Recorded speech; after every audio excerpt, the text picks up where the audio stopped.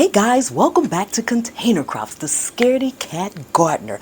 Oh my goodness, it is an amazingly beautiful day here in Zone 7B. Thank you so much for stopping by. Today, we're going to be talking about rainwater. I mean, a lot of us have been getting a lot of rainwater, but is it really the best for our plants?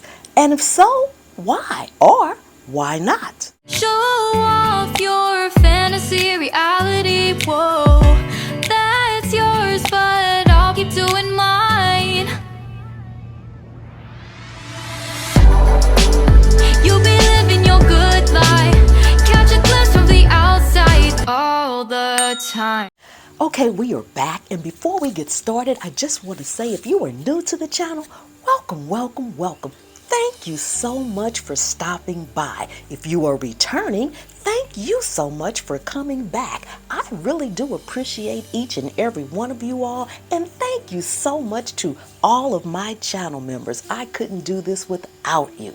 So, what about this rainwater, and why is it so special to us? Well, now, I know we all have our beliefs, and yes, to me, rainwater is absolutely amazing, and yes, to me, it is God's rainwater, but I'm not here to convert anybody or to convince anybody of what the rainwater is and where does it really come from and all of that, but there are some scientific reasons behind why we believe that our rainwater is so good for our plants. First of all, rainwater is 100% soft water. It's also free of any salts, minerals, and chemicals that's typically treated or used to treat our water, our city water, and it even doesn't have some of the chemicals and things that groundwater has in it, and I'm going to touch on that in a moment. And also surface water. It doesn't have the chemicals and things that surface water has in it as well. So what does that make rainwater? It makes it pure hydration. I mean, you can't get any better than that.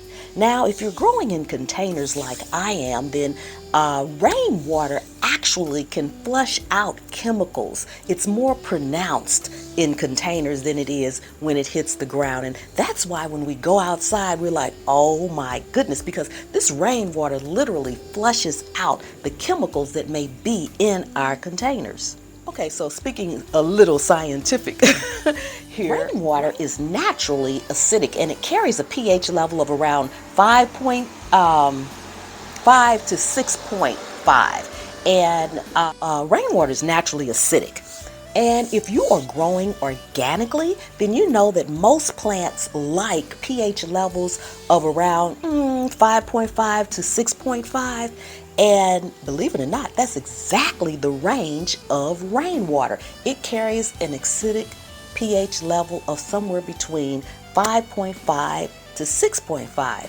That's perfect. You can't get any better. City water, what comes in our house and out of our hose, city water is typically treated to be more alkaline so it can protect the pipes that it's running through. And this is why, if we can avoid it, we try to avoid using direct city water. Gray water, which I mentioned earlier, I think I said groundwater, but I meant gray water. But gray water typically carries a pH level of around 8.5, but your gray water comes from like your laundry, if you're keeping that water, your shower. Some people keep their shower water, their laundry water, or they'll filter it through back to outside or something like that. They have it configured to be able to use that. And like I said, it carries a pH level of around 8.5, but it can go up as high as 10.5. Now that's going to depend on the soaps that you use. So you want to be careful with your laundry and your shower water if you are keeping that and using that too. Now, stored water is also another good option, and that's going to be your water that maybe is coming from your roof or your gutters, but that's an iffy maybe situation, because where it can carry some organic matter from leaves and things like that, it's also going to carry anything else that's in your gutters, your roof, bird poop, anything else that's up there, critters, poop, all kind of stuff. I don't know what's up there, but it can carry a lot of things. So if you are collecting it, make sure you're not just running it into a bucket or something, but that bucket has some type of filter on it, even if it's a screen or something, with very, very fine mesh screen, so that it can collect anything that should not be in that water. But it is a good source too, because most of it is still rainwater, but it's sat on our gutters and our roof, so it had a chance to get dirty, so to speak. So you want to make sure you're filtering that off. I know I've seen a lot of people just put maybe a tub or something under their gutter and let the water run in that. If you do that before you use it, you still need to strain it, so to speak, or filter it out in some form or fashion. Now, very important about our rainwater is that it carries nitrates, which is a very important micronutrient that our plants need. Actually, the most bioavailable form of nitrogen. And we all know that nitrogen is a key nutrient that our plants need and love, and we love it too. You know, when you go back outside and after the rain, we all like to walk through to see what's popped up, what new seedlings have popped up, how our other plants maybe have perked up. It's the nitrogen that does that, so to speak. So, you know, it brings them back to life, so to speak. Plants typically absorb most of their nitrates from the soil, so keep that in mind. Where do these nitrates come from? The rainwater.